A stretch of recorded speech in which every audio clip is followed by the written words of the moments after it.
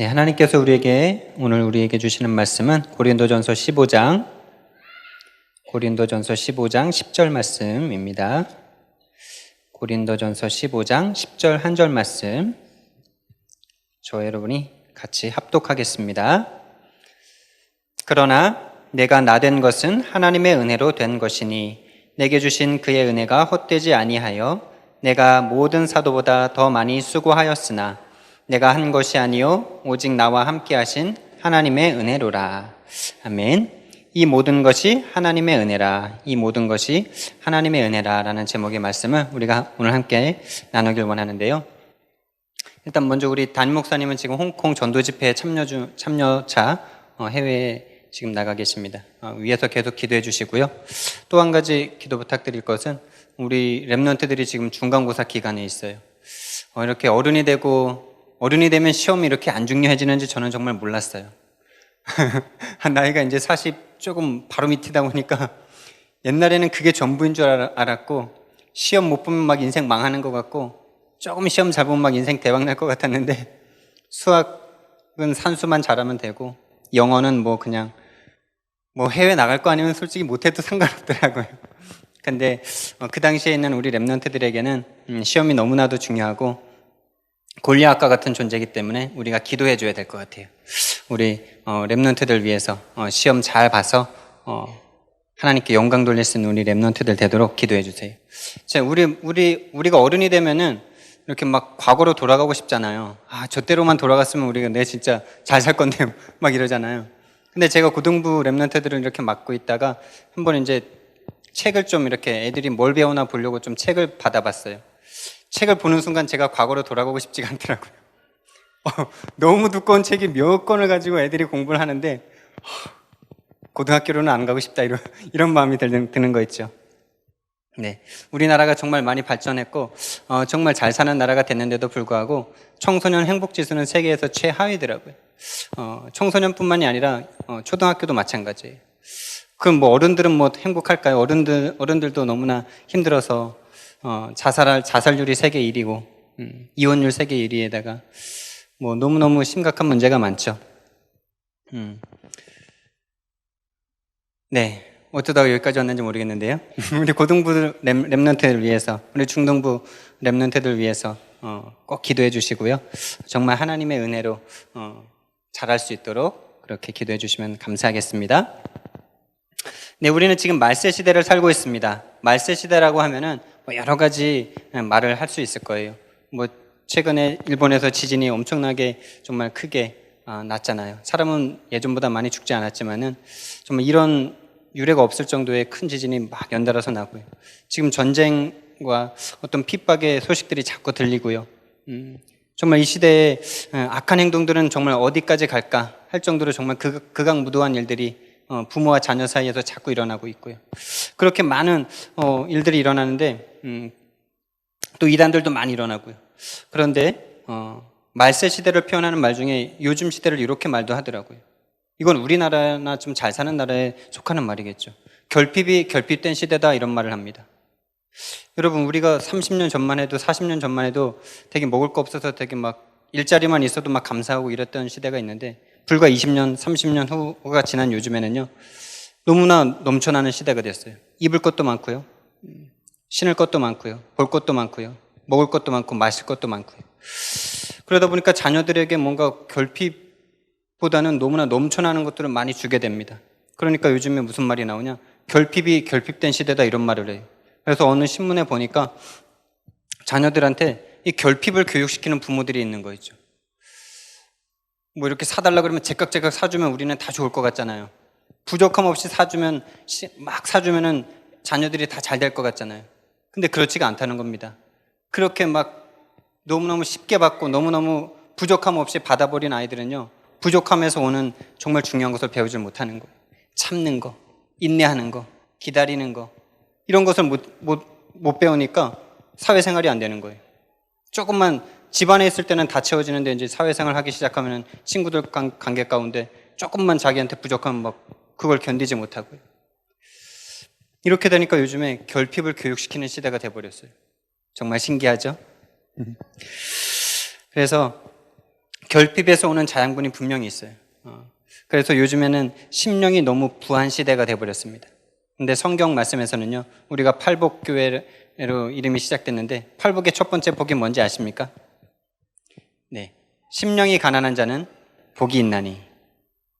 뭐가 그들의 것이죠? 천국이 저희 것이며. 심령이, 우리는 부자가 되면은 가난하지 않고 다 채워지면은 행복할 것 같은데요. 정말 다 채워봤는데 지금 우리나라 경제 한 10위 정도 안에 들면 정말 인류 국가 아닙니까? 우리나라 아직도 부족하다, 아직도 후진국이다 이렇게 말하지만 지금 그 말하고 있는 이 시점이 가장 발전한 우리나라의 시점입니다. 근데도 지금 우리나라는요, 지금 사람들이 너무나 괴로워서요, 통장에 수천억을 쌓아놓고도 자살합니다. 아직 누릴 권력이, 죽을 때까지 누려도 남을 권력이 있는데 그 권력 놓고 부엉이 바위 위에서 뛰어내리고요. 아직도 죽을 때까지 자기 자신을 사랑해줄 팬들이 수룩하게 남아있는데, 제 필통에도 붙여놨던 그 최진실 그 얼굴이 지금도 눈에 선한데, 그 사람이 죽었다는 사실이 믿어지지 않을 만큼 그 사람에게 남아있는 인기가 아직도 너무 많은데 자살해버리는 거였죠. 여러분, 우리가 풍족해진다고 다 행복한 게 아닙니다. 물질적으로 채워지면은 편안해지긴 합니다. 편안해지죠. 편리해지고요. 좀 이렇게 불편함이 많이 사라지죠. 그러나 평안함은 물질이 가져다 주는 게 아닙니다. 우리 마음에 주시는 평안함은 영혼의 갈급함에서 오히려 하나님이 주시는 것입니다. 그래서 요즘에 전도가 안 되는 시대에 막 이렇게 되죠. 왜 그러냐? 하나님 없어도 먹고 살만 하거든요. 하나님이라는 어떤 초월적인 어떤 신이라는 존재가 없어도 그냥 먹고 살만 하고, 하나님 없어도 볼 것도 많고 누릴 것도 많고 먹을 것도 많고 마실 것도 많고 고민할 것도 많고 짜증낼 것도 많고 다 많아요. 다 많아. 많다 보니까 하나님을 찾을 필요가 없어졌어요. 그러다 보니까 사람들이 진짜로 딱 문제가 와버렸을 때는요, 답을 모르는 거예요. 왜 이러지? 이러면서. 근데 성경은 말합니다. 심령이 가난한 자가 복이 있나니 천국이 저희 것이며. 그래서요, 여러분들에게 지금 너무너무 문제가 많아가지고 아이고 하나님 이 문제 좀 어떻게 해주십시오 라고 진짜 하나님만 간절하게 붙잡아야 되는 분이 있다면 그분이 지금 복을 받고 계신 겁니다. 하나님의 자녀에게는요, 그게 복이에요. 하나님 없으면 난 안 됩니다. 이 고백이 나올 수밖에 없는 상태가 가장 복입니다. 하나님 없어도 너무너무 좋은 차에, 너무너무 좋은 집에, 자녀들도 너무너무 잘 돼서 이거 더 이상 뭔 응답을 구해야 될지도 모를 그런 상태에 있다. 조심하셔야 됩니다. 넘어질 수도 있어요. 하나님 외에 다른 것이 너무 많은 세대예요. 그런데 다 있지만 천국 하나가 없습니다. 그 마음에 천국이 없어요. 그 마음에 평안함이 없습니다. 우리 인간은요, 이 육신적인 것만으로는 다 절대로 행복할 수가 없는 존재입니다. 왜냐? 하나님께서 우리를 영적 존재로 창조하셨기 때문에. 우리가 화초를 키우다 보면은 제가 화초에 조금 관심이 있는데 이렇게 막 새싹 돋고 이런 게 너무너무 좋아 보이고 이뻐 보이더라고요. 그런 거에 전혀 관심 없는, 전혀 무감각하신 분도 계시는데 근데 화초를 키우는데 이렇게 화초를 죽이는 경우가 참 많잖아요. 처음에 화초에 전혀 관심이 없고 이런 분들 말고요, 화초를 되게 사랑하시는 분들 중에 처음에 이렇게 화초를 키우다가 화초를 죽이는 가장 빈번한 이유가 뭔지 아시나요? 물을 안 줘서 죽이는 경우는 거의 없습니다. 화초를 안 사랑하고 관심 없는 사람은 화초 선물 주면 한두 달 후면 이제 말라 죽는데, 그런 사람 말고 진짜 관심 있는 사람은 어떻게 죽이느냐? 물을 많이 줘서 죽여요. 아직 흙이 말라가지고 좀 이 뿌리가 숨도 쉬고 좀 없는 상태에서 받는 그런 자양분도 받아야 되는데, 물이 마르기 전에 자꾸 부어주는 거예요. 자꾸 사랑하니까. 자꾸 붓다 보니까 이게 점점 힘이 없어져요. 왜 죽는 건지 이유를 모르겠더라고요. 근데 나중에 보니까 물을 너무 많이 줬어요. 우리가 자녀에게 다 주면 행복할 것 같죠? 그렇지가 않은 거 있죠. 우리가 다 채우면 행복할 것 같죠? 그렇지가 않은 거 있죠. 오히려 결핍되었을 때 거기서 우리가 더 좋은 것들을 얻어가는 시간인 것 같습니다. 본론으로 우리가 들어가서요, 우리는요 하나님의 은혜 아니면 존재할 수 없는 인간입니다. 이 모든 것이 하나님의 은혜라, 나의 나 된 것은 하나님의 은혜라, 이런 제목을 우리가 받고 있는데요. 사실 우리는 조금만 생각해 보면은 하나님의 은혜 아니면은 정말 여기에 존재할 수 있는 존재였을까요? 우리 부모님이 결혼해서 사랑하셔서 낳은 존재가 나가 맞는데 이렇게 생기고 이런 생각을 하고 이런 존재가 태어났다는 건 이건 신기하지 않나요? 저는 그걸 사실은 잘 몰랐어요. 근데 제가 결혼해서 아기를 낳아 보니까 어떻게 이렇게 생긴 애가 나왔을까? 어떻게 이렇게 생겼을까? 어떻게 이렇게 할까? 뭐 이런 생각이 너무너무 신기해요. 왜냐? 제가 만든 적이 없거든요. 제가 뭐 깎거나 뭐 이렇게 뭐 눈을 붙이거나 뭐 손가락을 붙이거나 한 적이 한 번도 없어요. 근데 그런 애가 태어난 거예요. 그것도 나를 닮은 존재로. 너무너무 신기하죠? 진짜 이거는 은혜예요, 은혜. 그리고 저는 이제 아기를 낳아보니까 너무너무나 깨달아지는 게 많아요. 부모님, 이렇게 복음이라는 게 너무너무 많이 깨달아져요. 부모와 자식 간의 관계 가운데 오는 것들이 너무너무 많더라고. 그래서 빨리 결혼을 하라는 것 같아요. 처음으로 내가 이제 아기를 통해서 깨닫게 된 것들이 너무 많아서 지금 뭐 말하면은 안 될 것 같고요.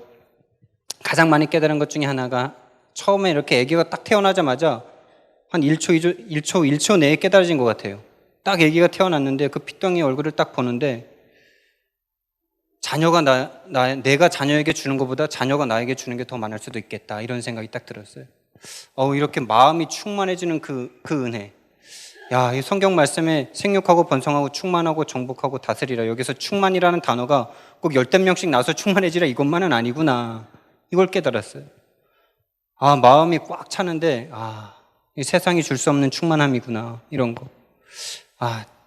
그리고 지금까지 내가 좀 속았구나, 이런 생각도 했어요. 저희 부모님은 맨날 저희들한테 부모님이 낳아줬지, 키워줬지, 먹여줬지, 다 해줬잖아, 그러면서 이제 어린이날은 한 번도 챙겨주신 적이 없어요. 지금까지 다 챙겨줬는데 뭐 어린이날까지 챙겨주냐, 이거죠. 그래서 저희들은 당연 그게 맞는 건 줄 알았어요. 그러면서 어버이날 되면은 뭐 편지 안 써주고 이렇게 카네이션 안 드리면 막 삐지시고 막 그러시더라고요. 근데 아기가 딱 태어났는데 진짜 내가 지금까지 속고 살았구나. 이 자녀가 나에게 아무것도 주지 않아도 나에게 주는 이 충만한 은혜가 있구나. 이 정말 세상을 살아갈 힘, 존재의 이유, 부모의 존재의 이유, 이런 게 정말 이건 돈으로도 줄 수 없는 거구나. 그런 걸 느끼면서 자녀가 나에게 주는 게 더 클 수도 있구나, 크구나, 이런 걸 깨닫게 됐습니다. 그래서 부모님이 약간 미워지기보다도 약간 측은해지더라고요. 얼마나 사랑받지 못하셨으면은 자녀에게 그렇게 사랑을 베풀지 못하고 어린이날 한 번도 안 챙겨주시고 부모님 날만 그렇게 챙기실 수밖에 없었을까. 이 복음이 좋은 거예요, 맞죠? 부모님 뭐라 할 수도 있는데 부모님을 이해하잖아요. 그리고 또 한 가지 자녀를 통해서 깨닫는 것이 뭐냐, 저는 부모님이 진짜 다 해주는 줄 알았어요. 부모님이 기는 것도 가르쳐주고 말하는 것도 가르쳐주고 걷는 것도 다 가르쳐주는 줄 알았어요. 근데 절대 그렇지가 않더라고요. 시간이 지나니까 기고, 시간이 지나니까 앉고, 시간이 지나니까 잡고 일어서고, 시간이 지나니까 말을 하는 거 있죠. 이거 뭐 부모님이 키웠다는 거 진짜 다 거짓말 아니야, 막 이런 생각이 들 만큼. 물론 부모님들이 그 아이가 커가면서 잠 못 자고 뭐 이런 노고는 제가 무시하는 것은 아닙니다. 근데 그것이 아이가 주는 은혜와 상쇄되는 것 같아요. 그래서 아기가 진짜 나는 내가 키우는 건 줄 부모님이 키우는 건 줄 알았는데 놓고 보니까 하나님이 다 키우시는 거 있죠.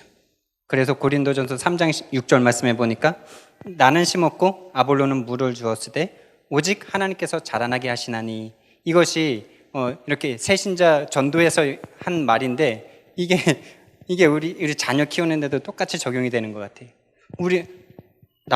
아빠는 심었고 엄마는 젖을 주었으되 오직 자라나게 하시는 이는 하나님이시다. 우리가 그 아이의 생명을 자라나게 하는 능력은 우리에게 없지 않습니까? 배고파서 우니까 그거 듣기 싫어서 밥 주고 그런 건 아니지만 그런 거 아닙니까? 뱃속에 계속 넣고 있으면 죽을 수밖에 없고 시간 되니까 10개월 되니까 날 수밖에 없으니까 나은 거 아니에요? 하나님은 창조의 주이십니다. 하나님의 은혜 아니면 존재할 수 없는 우리예요.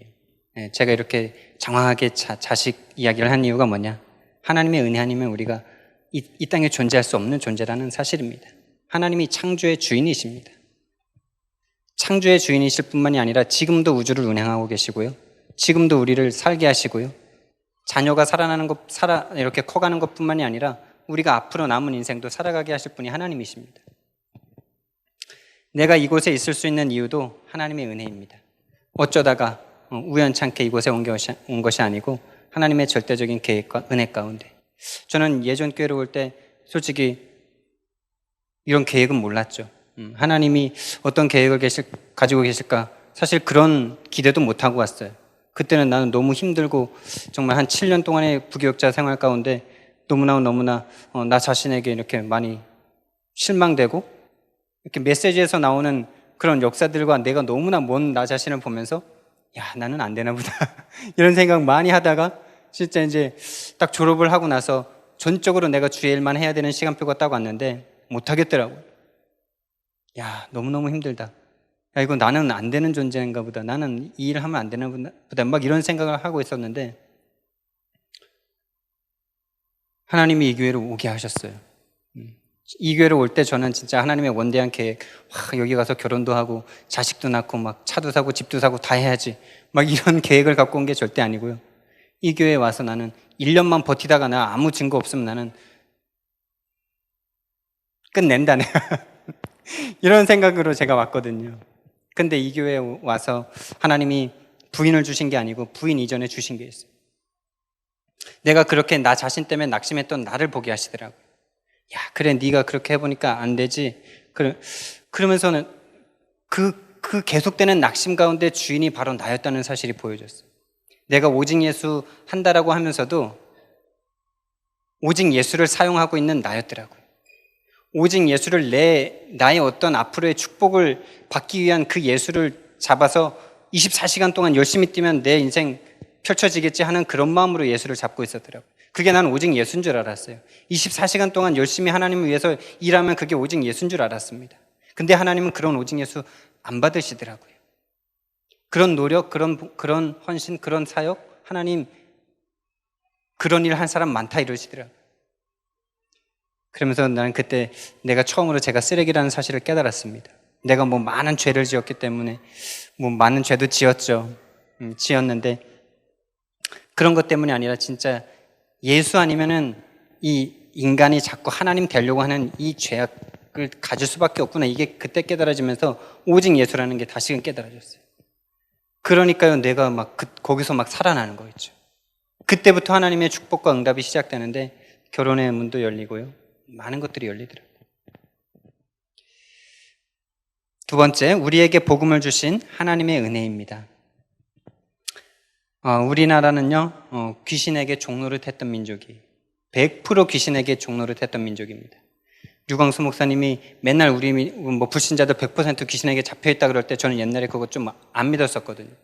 근데 조금 역사를 이렇게 적어놓은 그런 어떤 책들이나 좀 나의 과거를 돌아보면요, 100%예요, 진짜.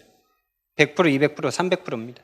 우리나라는 왕이 귀신한테 비는 우두머리였으니까요. 단군이 귀신과 소통하는 무당이었을 수도 있습니다. 그래서 제가 지난번에 이소빈이라는 무당을 만났을 때 단군이라는 그 사람이 귀신과 소통하는 사람 아니었냐 이러니까 맞다 그러더라고요. 거기에서 단골이라는 단어도 나왔을 가능성이 많다라고 학자들은 봅니다. 100% 귀신에게 종노를 했던 민족이에요. 저 일본이라는 나라가 저렇게 지진과 화산의 재앙을 받고 있는 것이 저 사람들만 저렇게 우상숭배를 많이 해서 그런 게 아닙니다. 물론 그 사람들 우상숭배 많이 해서 그런 그 지진과 어떤 자연재해로 저렇게 저주와 재앙이 오고 있는데요. 우리나라는 어떤 재앙이 임했는지 아십니까? 우리나라는 전쟁이라는 저주와 재앙이 계속적으로 임했어요. 역사적으로 5년에 한 번꼴로 전쟁을 겪었던 나라입니다. 그것도 침략한 전쟁이 아니라 침략당한 전쟁만. 전쟁이라는 거를 우리가 50년, 60년 동안 경험해보지 않은 세대가 바로 이 세대입니다. 지금이야말로 태평성대고요. 지금이야말로 우리가 넘어지지 않기 위해서 조심해야 될 때입니다. 우리 집은 예전에 화장실이 무너졌는데 화장실을 마음대로 고칠 수가 없는 거예요. 왜냐? 화장실을 지키는 귀신이 있거든요. 그래서 귀신이 안 오는 날을 잡아서 화장실을 고쳐야 됩니다. 그래서 화장실이 넘어졌는데 그 화장실을 손 없는 날, 거기서 손은 귀신을 말합니다. 귀신이 안 오는 날을 잡아서 화장실을 고치는 날, 저희 형이 그 화장실로 가다가 넘어져서 쓰러졌는데 다리가 삑 돌아가서 그걸 계속 앓게 됐어요. 그리고 제가 또 어떤 책을 보니까 우리나라의 선교사들이 와서 이 나라에서 사역한 그런 어떤 일기 같은 형식의 책인데, 조선회상이라는 책인데, 이 책을 보니까 많은 말을 써놨지만은 가장 기억에 남는 것 중에 하나가 이제 너무너무 지저분했다. 한양이라는 곳이 너무너무 지저분했고 사람들은 다 하나같이 하얀색 아니면 검은색 옷을 입고 지내고 키도 작고 사람들도 너무너무 더럽다는 거죠. 머리가 긴데 그걸 상투를 틀어서 머리에다 이고 다녔다 생각해 보세요. 그걸 매일 풀어서 매일 감았겠습니까? 만약에 안 감으면 어떻게 될까요? 이 머리에다가 완전 이와 석회 이런 어떤 잡종 기생충을 다 달고 다니는 거예요. 집에는 벼룩이 없어진 시절이 30년, 40년 별로 안 됩니다. 맞죠? 그런 민족이었습니다. 근데 그 조선회상에서 뭐라 그랬냐? 이 나라 사람들은 모든 물건에 정령이 붙어 있다라고 생각한다. 이렇게 써놨더라고요. 그래서 하나라도 마음대로 하지를 못하는 사람들이다. 이렇게 써놨어요. 모든 물건에, 마이크에도 귀신이 있고요. 이런 강대상에도 귀신이 붙어 있고요. 책에도 붙어 있어서 귀신이 노할까봐 마음대로 할 수 없는, 완전히 귀신에게 잡혀서 종로로 완전히 속국된 그런 민족이었습니다. 거기서 하나님이 우리를 구원해 내시는 거예요. 도저히 빠져나올 수 없는 운명과 사주팔자에 매여있던 우리들이었는데요, 거기서 우리를 구원해 주신 거예요. 우리가 이렇게 구원받고 우리나라가 이렇게 잘 살게 된 게 하나님의 은혜입니다. 정말 하나님의 은혜예요. 우리나라가 여러 가지 잘못한 부분도 많지만은, 또 초대 대통령 이승만 대통령이 잘못한 것도 너무너무 많지만은, 그래서 지금 많이 욕을 더 많이 먹고 있지만은 조금 이렇게 보니까 잘한 것도 참 많더라고요. 뭘 잘했냐? 이분이 크리스천이었고 감옥에 있을 때 그 정치범을 수용한 그 감옥에서 많은 사람들을 전도해서 그 사람들이 나중에 국가를 세우는 엘리트층이 그 사람들이 된 거예요. 그래서 그 사람들이 함께 국회를 구성해서 처음으로 국회에서 이렇게 국회를 딱 여는 날, 우리나라 건국을 선포하는 날, 우리나라가 뭐 하는지 아십니까? 지금 우리나라는 아마 국회에서 기도하고 시작하자 그러면 아마 진짜 나라 전쟁 날 겁니다. 좌우 나뉘어가지고 아마 죽이려고 그럴 거예요. 근데 그때 처음으로 국회가 시작되는 날 기도하고 시작한 거였죠. 그것도 10분, 20분 한 게 아니라 30분 동안 눈물 뿌려가면서 기도하고 시작했대요. 그리고 이 나라를 세울 때 기독교 시스템으로 많은 것들을 세워놨어요. 군대에는 군목이 있게, 병원에는 원목이 있게, 학교에는 교목이 있게, 이렇게 세운 것이 우리나라 초대 대통령이 가장 잘한 거예요. 그리고 그 초대 대통령이 말하는 게 뭔지 아십니까? 우리나라가 국민성이 좋아서 우리나라가 예수교만 믿으면은 50년 후에는 저 대영제국보다 잘 살 수 있다, 이런 말을 했었어요. 그게 실제로 지금 이루어진 거 아닙니까? 우리나라가 박정희 대통령 잘 만나서 그런 것도 아니고요, 훌륭한 인물이 많아서 그런 것도 아니고요, 하나님의 은혜로 이렇게 잘 살게 된 거예요. 근데 그런 어떤 복음을 받는데, 이 복음을 우리가 지금은 너무너무 편하고 너무너무 쉽게 너무너무 자유롭게 믿고 있지만, 그 당시에 복음을 전했던 분들은 어떤 고통을 당했는지 아십니까?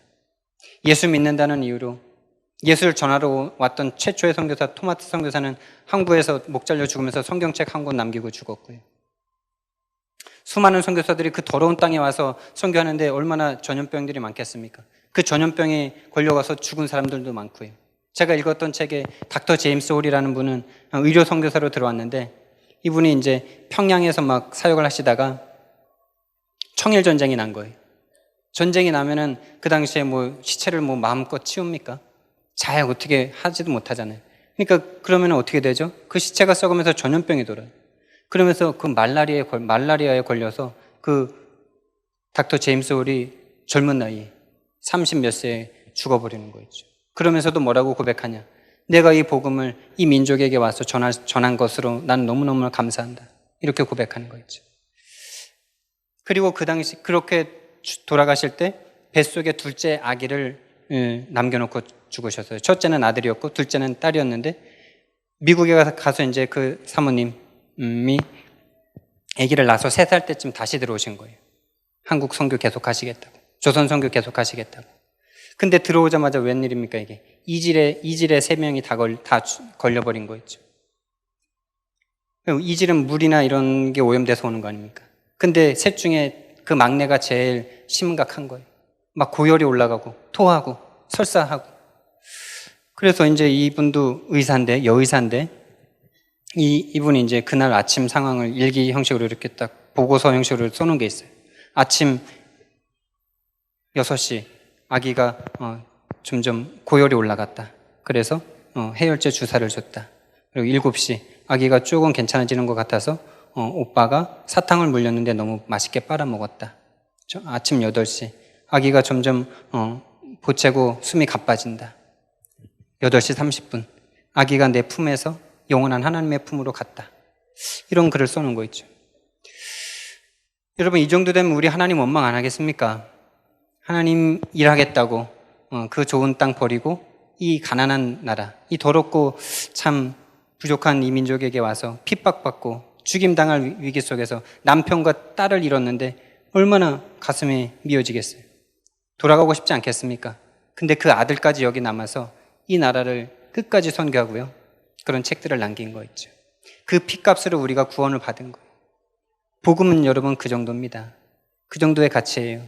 우리가 조금 응답 안 온다고 시험 들고 그럴 가치가 아닙니다. 우리의 목숨을 드릴 가치예요. 그 복음을 우리에게 주신 하나님의 은혜인 것입니다. 세 번째, 하나님의 은혜로만 참 만족되는 인생입니다.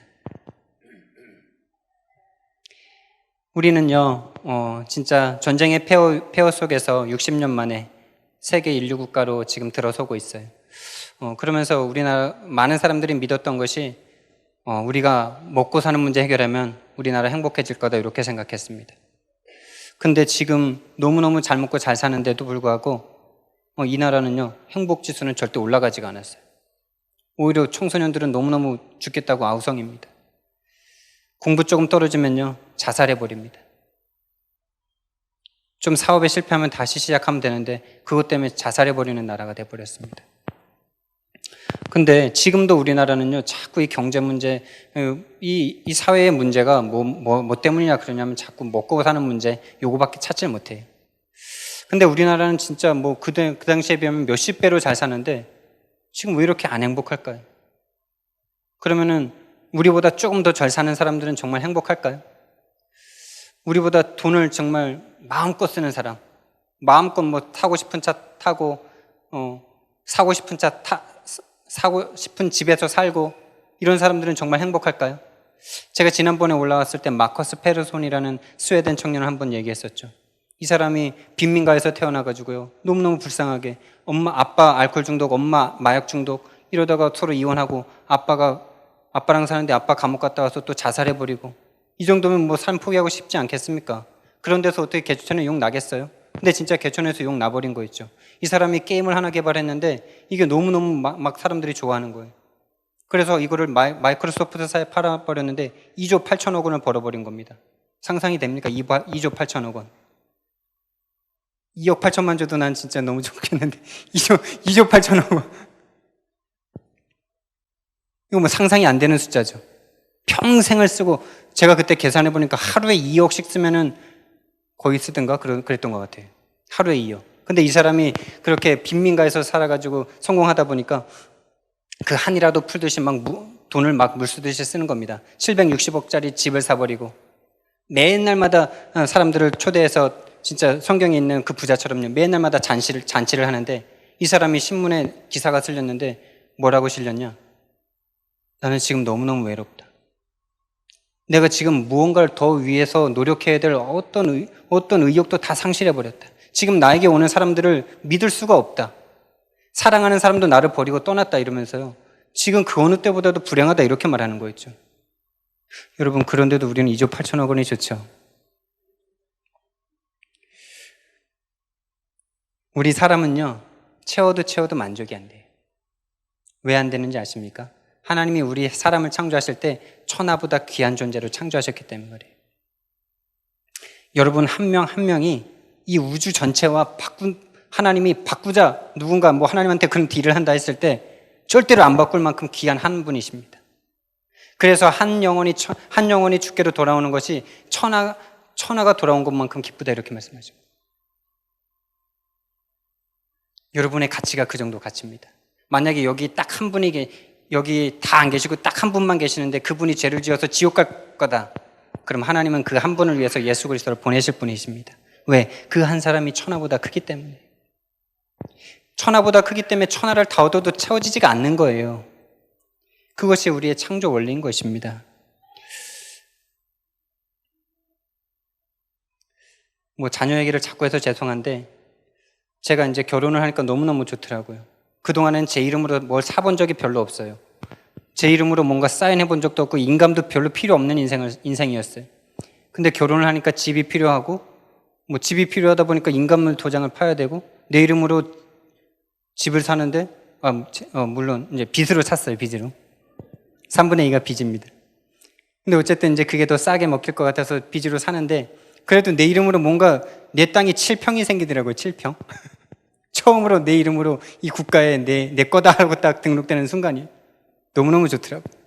그리고 차도 또 뭐 이제 사는데 얼마나 좋은지 한 달은 진짜 잠이 잘 안 오고 막 가슴이 벌렁벌렁거리고 별로 좋은 차도 아닌데 차 잘 세워져 있나 막 나가보고 싶고 누가 안 긁었나 막 계속 보고 싶고 막 그러다가 이제 아기를 낳는데 그 전에 거는요. 그 전에 그렇게 가슴 벌렁벌렁 했던 그 모든 것들과 이 자녀 한 명과 바꾸겠냐 했을 때 이거는 뭐 비교가 안 되는 거예요. 다 가져가도 난 이 자녀 한 명이랑 안 바꾼다 이 정도 가치인 거예요. 그게 여러분 한 명 한 명의 하나님이 보실 때 여러분들의 가치인 거 있죠. 왜? 하나님의 형상대로 천하보다 귀한 존재를 지으셨기 때문에. 그래서 우리 가슴이 채워질 수 있는 유일한 분이 바로 하나님이십니다. 하나님만이 천하의 주인이시고 천하보다 크시기 때문에 그 하나님을 만날 때는 이 세상에 줄 수 없는 그런 행복감을 맛보는 거예요. 그 행복감 맛보면요 모든 것이 살아나는 거죠. 공부도 되어지고요. 사업도 되어지고요. 물론 안 되어질 수도 있는데 더 큰 것이 온다는 것이죠. 하나님의 은혜로만 충만해질 수 있는 우리 인간입니다. 그래서 여러분들이 이제 결론인데 3가지를 꼭 회복했으면 좋겠습니다. 첫 번째 회복은 하루 한 번, 여기 소극적으로 10분 써놨는데 10분만이라도 회복하자는 거예요. 하나님만으로, 하나님이 주실 것 때문이 아니라 하나님에게 달라는 것으로 하나님께 집중하는 게 아니라 하나님 당신 때문에 나는 너무나 행복하다. 하나님 당신만 있으면 난 다른 거 아무것도 필요 없다. 하나님 당신이면 나는 진짜 내 거 다 가져가셔도 된다.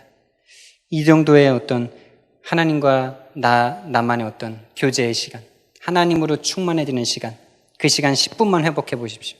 모든 것이 회복될 겁니다. 두 번째는 간절한 기도 회복입니다. 요즘 마음이 너무나 부자예요.